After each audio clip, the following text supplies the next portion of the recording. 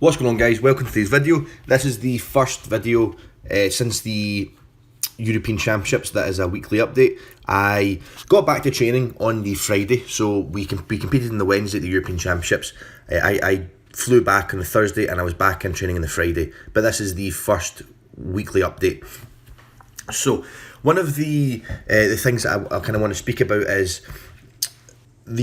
after every single comp, you is really a great opportunity to look at what you did very well and what you should continue into the next training cycle and what can be improved. And that's one of the reasons why I believe that, although we don't necessarily want it, bad competitions really are a blessing in disguise. And there's, in my opinion, nothing will help with performance progression as much as a bad competition could. I have had a few bad competitions. I have had 3 noticeably bad competitions, and each of those competitions has been followed by the best competition of my life. So one competition was my first ever competition, the GBPF, which I did pretty terrible at and massively underperformed. I then had the best competition of my life, where I went 9 for 9 with 27 white lights and won my first ever British Championship. Then my next competition, I had the European Championships, which I got the silver medal in, but my performance was atrocious and again was one of the worst competitions of my life. Then followed by that, I had the best competition of my life, which was the World Championships, where I got to stand on the podium and I just had the best competition of my life. I became the first British junior lifter to ever squat £700, and I had a great day. Then the next competition I had was the British Championships, where again it went pretty terrible and went completely against the plan. Followed by my next competition after that, which was the European Championships just there, where I had the best competition of my life. So there's been a trend. And what I've noticed is that because when the competitions have went brilliant, I have been in cloud 9 and I have been very high about the competition, and then I've not looked to what can I do that's going to get me even better in this training cycle. Now the effort was definitely there. Always give 100%, but I wasn't looking at what can I introduce that wasn't in the last cycle that can help me to further improve.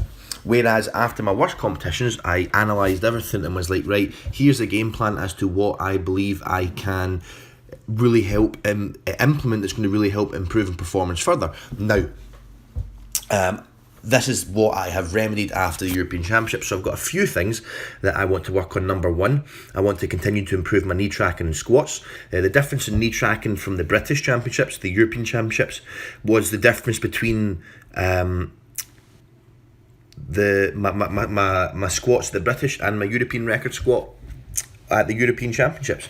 It was massive. Secondly, I'm cutting the double hip dip, or the double hip dipping and then into the immediate pull, and I am moving to getting my lats locked in, pulling myself into position and then pulling. So I'm trying to improve positioning and consistency off the floor on the deadlift, because that's where I feel somewhere that I lack. The next, I want to improve consistent bench press quality. So I'm looking to consistently pause the bench press longer on every single rep and make the pause quality higher. Something I feel that I let get a little bit away from me, kind of closing into the European Championships. And lastly, I am tracking accessory volume.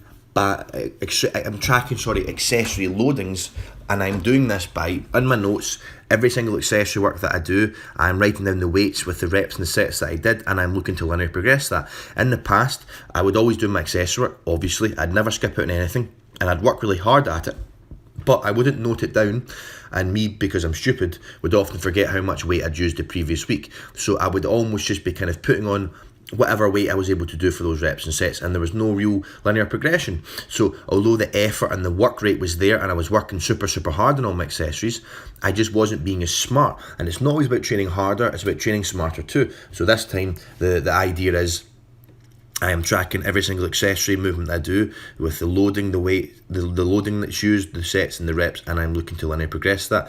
And that's the kind of 4 main areas that I'm meant to prove. And what the kind of the purpose of this video is to kind of, first of all, I think it's a good idea to do that. But secondly, if you have a bad competition, it's really not that big a deal. It's really not that bad a thing to happen. We've all had it, and I feel that for long-term progression and long-term improvements in powerlifting, you need to have bad competitions, because you need to have bad competitions that's going to highlight things that you maybe could have been doing better, and that's what I'm trying to get at. But we're coming to the end of the video, guys, so you made it to this point. Thanks very much for watching. On this day, which is Saturday, I had front squats, dumbbell Bulgarian split squats, I had incline dumbbells, and then I had pendlay rows, and then I just did some arms. So thanks for watching, and I'll speak to all of you in the next video.